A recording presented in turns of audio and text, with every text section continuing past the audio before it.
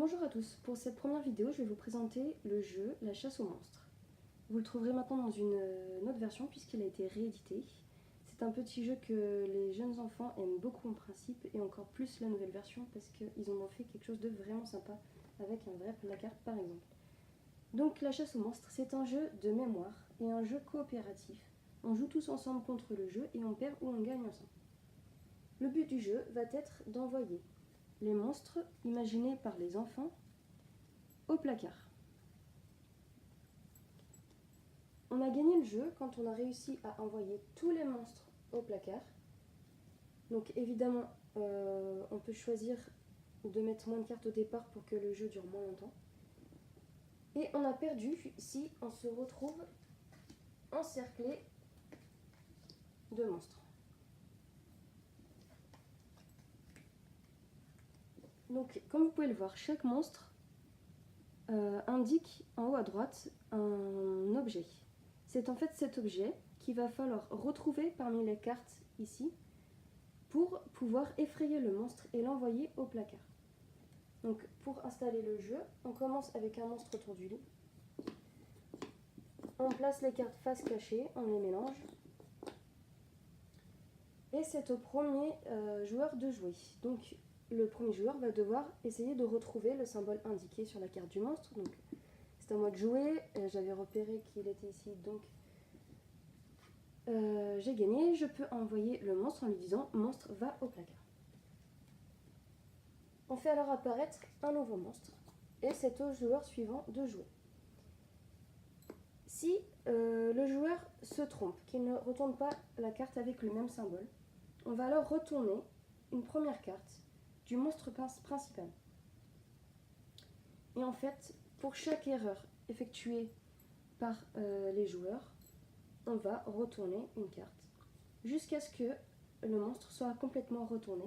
Et on fait alors apparaître un autre monstre autour du lit. Alors, pour l'exemple, je vais prendre un monstre qui n'a pas le même symbole, voilà. Et il va falloir alors chasser les deux monstres en retrouvant les deux symboles qui sont ici. Voilà pour la règle de base. Je vais maintenant vous présenter une adaptation qu'on peut faire pour des enfants qui ont des troubles moteurs, de telle sorte qu'ils ne vont pas pouvoir venir retourner par eux-mêmes les cartes sur la table ou même simplement les désigner. Donc pour l'adaptation que je vous propose, vous pouvez voir ici que j'ai réorganisé les cartes en faisant un carré de 3 par 3 avec 3 lignes de couleurs différentes et les numéros 1, 2 et 3. Si l'enfant a déjà acquis les tableaux à double entrée, on peut bien sûr simplement poser les cartes et indiquer les chiffres 1, 2, 3 et les couleurs. On peut tout aussi bien utiliser des lettres, ce qui va venir renforcer la littératie si on est en plein dedans. Et si l'enfant n'est ni aux lettres ni aux chiffres, on peut alors utiliser des symboles ou toute autre chose. Le but étant de permettre à l'enfant de pouvoir effectuer des choix de manière autonome. Donc pour ça, on va présenter à l'enfant deux supports. Soit si en lui mettant proche de son bras, il arrive à venir pointer ou indiquer la carte qu'il veut, même approximativement, on peut l'utiliser comme ça. Il va alors choisir d'abord sa couleur, puis le chiffre ou l'inverse, peu importe, et on saura quelle carte il souhaite retourner. Si l'enfant est en désignation oculaire, puisqu'il n'a pas les moyens d'utiliser ses bras, sachant qu'on n'a que 3 éléments, on va pouvoir quand même voir, avec une présentation comme ça, dans quelle direction s'oriente le regard de l'enfant, puisqu'ils sont suffisamment éloignés pour avoir normalement une idée de où l'enfant regarde. Donc pareil, les couleurs, puis les chiffres. Si l'enfant a une bonne désignation oculaire, on peut imaginer de faire un support en cadre, avec un trou au milieu, et on se place derrière le cadre pour pouvoir voir à travers l'espace qui reste vraiment la direction du regard de l'enfant. Dans la communication alternative et améliorée, on sait que c'est important d'offrir à l'enfant des opportunités dans lesquelles il va pouvoir utiliser un dispositif pour communiquer, s'entraîner, et sur lequel on va également pouvoir modéliser pour pouvoir lui apprendre à utiliser le vocabulaire, son dispositif. Donc évidemment, si l'enfant possède déjà un dispositif, que ce soit sur ordinateur, sur tablette, sur papier, un classeur papier ou un pod, on va utiliser son dispositif pour lui permettre de s'exprimer dans le jeu. Et on va utiliser son dispositif pour modéliser. Ici, je vous présente un TLA, un tableau de langage assisté que j'ai imaginé, sur lequel on va pouvoir retrouver du vocabulaire de base.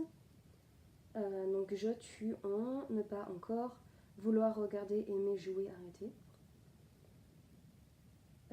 J'ai également ajouté du vocabulaire spécifique au jeu. Donc par exemple, on va pouvoir trouver faire peur, monstre au placard, et ici tous les objets qui sont sur les cartes. Donc en fait, ce TLA va pouvoir servir pour modéliser des phrases tout au long du jeu, que ce soit pour donner une consigne à l'enfant, pour exprimer quelque chose. Voilà, donc par exemple, c'est mon tour de jouer. Tu vas voir, sale monstre, je vais t'envoyer au placard et je vais essayer de trouver l'ourson. Alors, je choisis cette carte. Oh, super! Allez, monstre au placard. Voilà un exemple, mais on peut imaginer encore une multitude de quantités de phrases qu'on va pouvoir modéliser sur ce TLA. Si l'enfant n'a pas encore de dispositif et qu'on n'a pas de TLA sous la main, eh ben, on va quand même pouvoir utiliser cette opportunité de jeu pour travailler le vocabulaire de base. Donc par exemple ici, j'ai pris le tableau de vocabulaire de base du logiciel Snap plus Score First, qui va bientôt sortir en français. Donc j'ai pris celui-là, j'aurais tout à fait bien pu prendre celui de Proloco2Go, voilà, mais j'affectionne particulièrement Snap depuis que je l'ai découvert. Donc sur ce tableau, on n'a pas le vocabulaire spécifique au jeu, mais on va retrouver quand même plein de mots, tels que le jeu, le tu, le on, vouloir, aimer, trouver, jouer, attends, écoute, regarde, plein de choses qui vont nous permettre malgré tout de pouvoir faire des phrases, de modéliser pour l'enfant, ou que l'enfant puisse venir désigner des mots pour exprimer des choses. Voilà, c'était la chasse aux monstres. Et puis, bon jeu à vous maintenant.